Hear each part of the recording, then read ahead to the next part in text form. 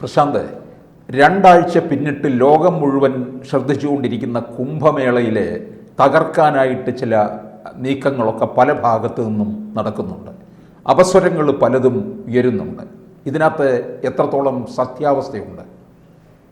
അതിനകത്ത് എത്രത്തോളം സത്യാവസ്ഥയുണ്ടോ എന്നോ ചോദിച്ചാൽ അതിനകത്ത് നമുക്ക് ഒരു മാധ്യമം എന്ന രീതിയിൽ നമുക്ക് വ്യക്തത വരുത്തി പറയാൻ പറ്റത്തില്ല. പക്ഷേ കഴിഞ്ഞ ദിവസം അവിടെ നടന്ന സ്ഫോടനം ചില തീവ്ര സംഘടനകൾ ഏറ്റെടുത്തു. അതായത് ഈ പറയുന്ന ഖാലിസ്ഥാൻവാദികൾ ഞങ്ങളാണ് സ്ഫോടനം നടത്തിയത്, ഞങ്ങളാണ് 2 സ്ഫോടനവും അവിടെ നടത്തിയത്. നേരത്തെ വന്ന വാർത്തയെന്ന് പറഞ്ഞാൽ അവിടെ ഗ്യാസ് ലീക്കായി പൊട്ടിത്തെറിച്ചു എന്നുള്ള നമുക്ക് വന്ന വാർത്ത. ഇപ്പോൾ കഴിഞ്ഞ ദിവസം അവിടെ തിക്കിലും തിരക്കിലും പെട്ട് 30 പേർ മരിച്ചിട്ടുണ്ട്. അതിനകത്ത് 60 പേർക്ക് പരിക്കുണ്ട്. അപ്പം അതൊരു ദാരുണമായ സംഭവമാണ്. കാരണം 10 കോടി ജനമാണ് അന്ന് അവിടെ വന്നിരുന്നത്. ആ ദിവസത്തിനൊരു പ്രത്യേകത ഉണ്ടായിരുന്നു.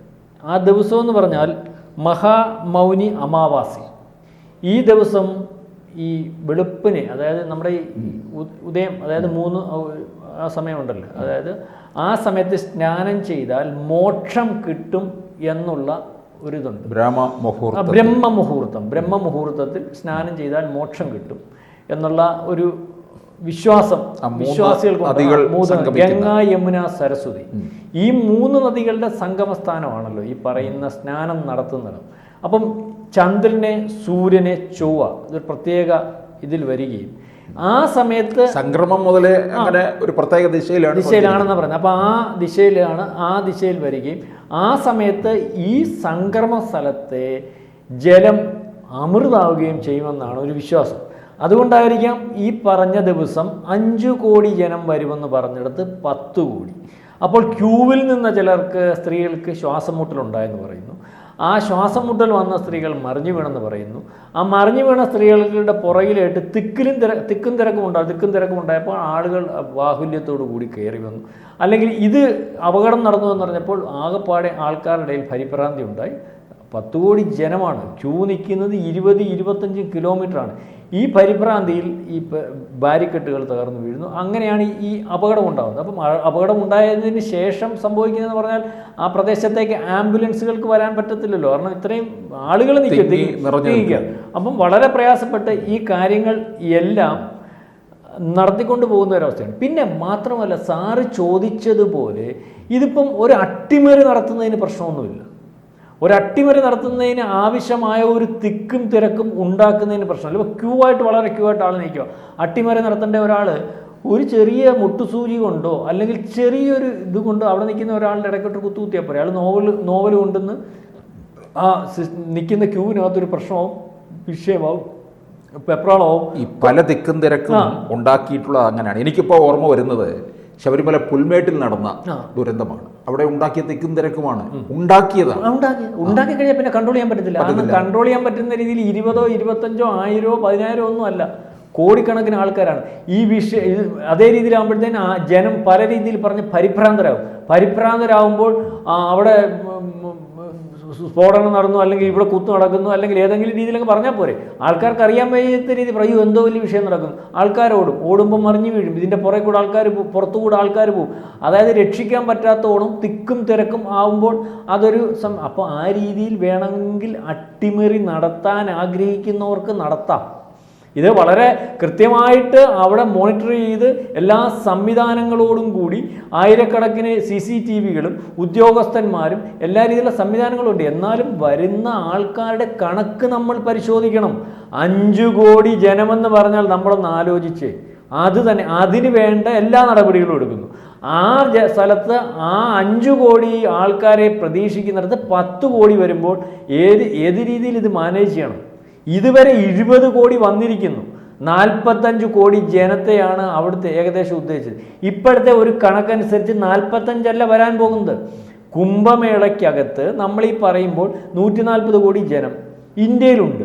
അതിനകത്ത് 80% ഹിന്ദുക്കളുണ്ട്. ലോകത്തുള്ള ഹിന്ദുക്കളുടെ എല്ലാം കൂടെ കണക്കനുസരിച്ച് അല്ലെങ്കിൽ ഈ വരുന്നതൊക്കെ നോക്കുമ്പം ഈ പറഞ്ഞ 45, ഇപ്പം 45 അല്ല വരാൻ പോകുന്നത്. ഇത്രയും ദിവസം കൊണ്ട് തന്നെ 20 കോടിയുടെ കണക്ക് ഗവൺമെൻറ്റിലായിപ്പോയി.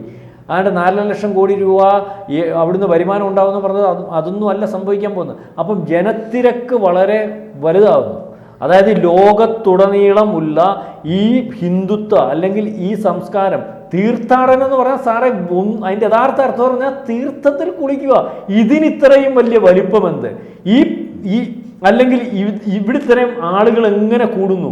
അപ്പോൾ ഇത്രയും വലിയൊരു സംവിധാനം മാത്രവുമല്ല, ആപ്പിളിൻ്റെ മുതലാളിയുടെ പെണ്ണുമ്പുള്ള വരുന്നു, അവിടുന്ന് ഇത് കാണാൻ വരുന്ന സ്ത്രീ അവിടെ വന്നതിന് ശേഷം ഇസ്ലാമിക രാഷ്ട്രങ്ങളിൽ നിന്ന് അതെ അത്രയും വലിയ വലിപ്പത്തിലുള്ള എല്ലാ ലോകവും കണ്ടിട്ടുള്ള രാജ്യത്തുടനീളമുള്ള ഈ സിസ്റ്റവും കണ്ടിട്ടുള്ള ആരും പരിചയപ്പെടുത്തി കൊടുക്കേണ്ടാത്ത ആ സ്ത്രീ അവിടെ വന്നിട്ട് ഇവിടുത്തെ മാധ്യമങ്ങൾ ആക്ഷേപിക്കുന്ന മുണ്ടെടുക്കാത്ത സന്യാസിയും നാഗസന്യാസിയും അല്ലെങ്കിൽ കുളിക്കാത്ത സന്യാസിയും ഒക്കെ നമ്മുടെ ഇവിടുത്തെ മാധ്യമങ്ങൾ അവരെ കണ്ടിട്ട് ആ സന്യാസിമാരുടെ മാർഗത്തിലേക്ക് പോവുക, ഹിന്ദുത്വത്തിലേക്ക് പോവുക, ഈ സംസ്കാരത്തിലേക്ക് പോവുക. അപ്പോൾ ലോകം മൊത്തവും ഇവിടെ വരുന്നു, അവിടെ വരുന്നവർ ആ സംസ്കാരത്തിലേക്ക് പോകുന്നു. അപ്പോൾ ഇത് ലോകത്തൊരു മഹാസംഭവമായിട്ട് മാറുക.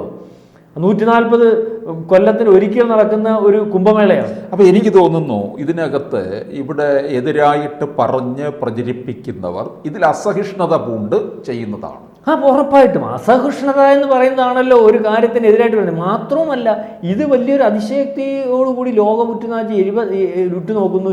75 രാജ്യങ്ങളിൽ ആളിവിടെ വരുന്നു.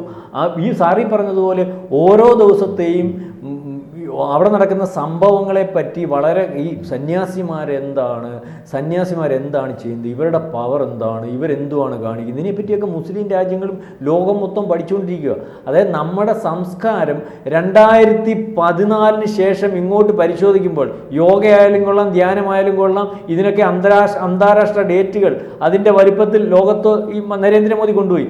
അതേപോലെ തന്നെ നൂറ്റാണ്ടുകളായി നടക്കുന്ന കുംഭമേള ഇന്ന് ലോകത്ത് ചർച്ചയാകുന്നു. ഇന്ത്യൻ സംസ്കാരം ലോകത്തുടനീളം ചർച്ചയാകുന്നു. ഹിന്ദുത്വ ലോകത്തുടനീളം ചർച്ചയാകുന്നു. അത് കാണാൻ ലോകരാജ്യങ്ങൾ ഇന്ത്യയിലേക്ക് എത്തുന്നു. അതിനകത്തൊരു അട്ടിമറി ആരെങ്കിലും നടത്താൻ ഉദ്ദേശിച്ചിട്ടുണ്ടെങ്കിൽ വേണമെങ്കിൽ നടത്താം.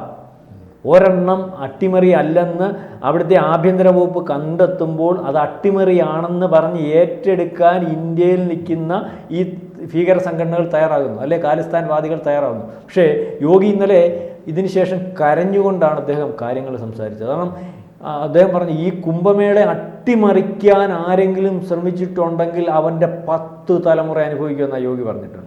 അദ്ദേഹം ഇന്നലെ വിളിച്ച പത്രസമ്മേളനത്തിൽ അദ്ദേഹം കരഞ്ഞുകൊണ്ടാണ്, പല സമയങ്ങളിലും അദ്ദേഹത്തിൻ്റെ വാക്കുകൾ ഇടറുന്നുണ്ട്. അദ്ദേഹത്തിന് കാരണം ഈ 30 പേരുടെ മരണം ഇത് ഉള്ളി ഇതൊരു സന്യാസിയാണല്ലോ, ഉള്ളി ഇത് വലിയ വലിപ്പത്തിൽ കാണുന്നു. ഇതിൻ്റെ ആ വലിയൊരു കുംഭമേളയുടെ വലിയൊരു അവിടുത്തെ ആ ശക്തിയും അല്ലെങ്കിൽ ഇതിനകത്ത് ഈ തീർത്ഥത്തിൽ കുളിക്കുന്നതും ഈ ദിവസങ്ങളിലേക്ക് പ്രധാനപ്പെട്ട പ്രയോഗവും മാത്രവുമല്ല, സന്യാസിമാരുടെ എന്താണ് സന്യാസി എന്നും അതിൻ്റെ വലിപ്പമൊക്കെ സ്വയം അനുഭവിച്ചറിയുന്ന ആളാണല്ലോ അദ്ദേഹം. ഒരു ഭരണാധികാരിയാണെങ്കിലും സന്യാസിയാണല്ലോ, ഇപ്പോഴും സന്യാസിയാണ്. അപ്പോൾ അദ്ദേഹം പ്രധാനപ്പെട്ട 5 കാര്യങ്ങൾ ഇനിയും കുംഭമേളയിൽ അദ്ദേഹം ഇന്നലെ പത്രസമ്മേളനത്തിൽ വിളിച്ചത്. ഒന്ന്, ഈ പറയുന്നത് പോലെ ഈ VIP പരിവേഷം ഇനി അവിടെ ഉണ്ടാകത്തില്ല. VIP വരുന്നവർക്ക് ആ രീതിയിലുള്ള കാര്യങ്ങൾ പരിഗണന കൊടുക്കത്തില്ല. അപ്പോൾ ഇനി അവർ വരുമ്പോൾ ഒരു തിരക്കുണ്ടാവുമല്ലോ, ഇനിയും അത് അനുവദിക്കുന്ന പ്രശ്നമില്ല. 2, കുംഭമേള പ്രദേശത്ത് വാഹനങ്ങൾ നിരോധിച്ചു, വാഹനങ്ങൾ വരാൻ പറ്റത്തില്ല. കാരണം 3, ഈ 1 വേ സമ്പ്രദായം അനുസരിച്ചിട്ടുണ്ട്. കാരണം ഒരു സൈഡിൽ കൂടെ വരുന്ന ആൾക്കാർ വേറെ സൈഡിൽ കൂടെ നമ്മൾ ഈ ബസ്സിന് ഇത് പലപ്പോഴും അവിടെ ലംഘിക്കപ്പെടുന്നു. മനുഷ്യരുടെ സഞ്ചാരത്തിന് 1 വേ ഉണ്ടാക്കിയിട്ടുണ്ട്. കാരണം വരുന്നു ഇറങ്ങി പോകുന്നതിന് വേറെ. അപ്പോൾ അതിനകത്ത് യാതൊരു കാരണവശാലും ഇതുവരെ അത് ലംഘിക്കുന്നുണ്ടായിരുന്നു, ഇനി ലംഘിക്കാൻ അനുവദിക്കുന്ന പ്രശ്നമേ ഇല്ല. 3, ജില്ലാ അതിർത്തി കടന്നു വരുന്ന വാഹനങ്ങൾ പ്രയാഗ്രാജ് അതിർത്തിയിൽ തന്നെ ഹോൾഡ് ചെയ്യണം, എന്ന് വെച്ചാൽ അതിനിപ്പുറം വരാൻ പറ്റത്തില്ല. പിന്നെ ഭക്തർ സർക്കാരിൻ്റെ മാനദണ്ഡങ്ങൾ പാലിച്ചിരിക്കണം. സന്യാസിമാരുടെ മാത്രമല്ല, സർക്കാർ അവിടെ ഏർപ്പെടുത്തിയിരിക്കുന്ന മാനദണ്ഡങ്ങൾ കൃത്യമായിട്ട് പാലിച്ചിരിക്കണം. പിന്നെ അതൊക്കെയാണ്. പിന്നെ മാത്രമല്ല, ഇദ്ദേഹം മരിച്ചുപോയവർക്ക് 25 ലക്ഷം രൂപ ധനസഹായം എന്നുള്ളത് തന്നെ സർക്കാരിൽ നിന്ന് പ്രഖ്യാപിച്ചിട്ടുണ്ട്. അതുപോലെ തന്നെ ജുഡീഷ്യൽ അന്വേഷണം ഏർപ്പെടുത്തിയിട്ടുണ്ട്. ഇനിയുള്ള ദിവസങ്ങളിൽ വളരെ കൃത്യമായിട്ട് ഈ പറയുന്നത് പോലെ നേരത്തെ തന്നെ എല്ലാ രഹസ്യാന്വേഷണവും ഇനിയുള്ള ദിവസങ്ങളെ തിരക്ക് കൂടുതലുള്ള ഇനിയിപ്പോൾ ഈ മഹാശിവരാത്രി വരെയാണുള്ളത്. അപ്പോൾ അത് അടുക്കുമ്പോഴത്തേക്കും തിരക്ക് കൂടും. അത് പിന്നെ അപ്പോൾ ഏതാണ്ട് ഒരു 28 ദിവസം ഇനി നിൽക്കുകയാണ്. അതായത് ഇതിനകത്ത് ഇതിൻ്റെ ബാഹുല്യം കണ്ടും ജനത്തിൻ്റെ വരവ് കണ്ടും ലോകത്തിൻ്റെ അതിശയത്തോടു കൂടിയുള്ള നോട്ടം കണ്ടും ജനം വരുന്നത് തടയുന്നതിന് വേണ്ടി ഒരു അട്ടിമറി വേണമെങ്കിൽ നടത്തിയിട്ടുണ്ടാവാം. ഒരു തിരക്ക് സ്വാഭാവികം അല്ലാത്ത തിരക്കായിരിക്കാം, ചെറിയൊരു തിരക്കുണ്ടായാൽ പോലും ലക്ഷക്കണക്കിന് ആൾക്കാർ മരിക്കും. ഭാഗ്യം കൊണ്ടാണ് 10 കോടി ജനം നിന്നിടത്ത് വെറും 30 പേര് മരിക്കുകയും 60 പേർക്ക് പരിക്കേൽക്കുകയും ചെയ്യുന്ന ഒരവസ്ഥ ഉണ്ടായത്. അപ്പം തന്നെ അവിടുത്തെ നിയന്ത്രണം എത്രത്തോളം വലിപ്പത്തിലുള്ള നമ്മൾ മനസ്സിലാക്കണം. സാറി പറഞ്ഞതുപോലെ ഇനിയും തിരക്ക് കൂടുമെന്ന് കണ്ട്, ഇത് വലിയൊരു മഹാവിജയമാണെന്ന് കണ്ട് ആരെങ്കിലും ഇതിൻ്റെ പുറകിൽ പ്രവർത്തിച്ചിട്ടുണ്ടോ എന്ന് നാളെ കാലത്തെ പരിശോധിക്കുന്നതിന് വേണ്ടിയാണ് ജുഡീഷ്യൽ പരിശോധന നടത്തുന്നത്. എന്തായാലും മോദി അത് കണ്ടുപിടിക്കും. മോദിയല്ല, യോഗി അത് കണ്ടുപിടിക്കും. യോഗിയുടെ സ്വഭാവം അറിയാം. കൂടുതൽ വാർത്തകളും വിശേഷങ്ങളും നിങ്ങളിലേക്ക് എത്താൻ ABC മലയാളം സബ്സ്ക്രൈബ് ചെയ്യുക, ബെൽ ബട്ടണും അമർത്തുക.